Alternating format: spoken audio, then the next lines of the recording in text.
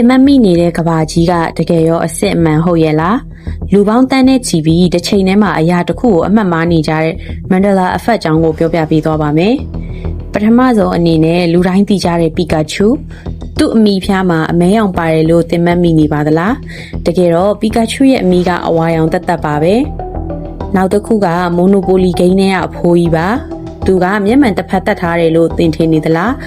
တကယ်တော့သူကဘာမျက်မှန်မှမတက်ထားပါဘူးဘာလို့ကျွန်တော်တို့အားလုံးတပုံစံနဲ့အမှတ်မှားနေကြတာလဲ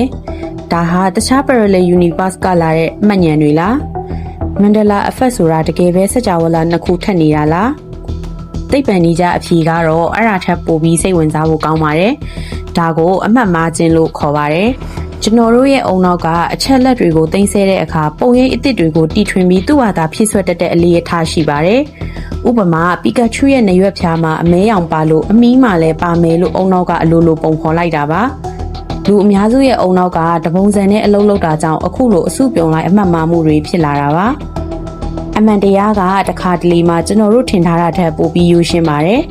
သင်ရောဘယ်အရာတွေကိုအမှတ်မှားနေသေးလဲကွန်မန့်မှာရေးပြခဲ့ပါဦးကျွန်တော်ကတော့ Monster 8ပါနောက်ထပ်စိတ်ဝင်စားစရာတွေနဲ့အတူပြန်လာခဲ့ပါမယ်အားလုံးပဲတတား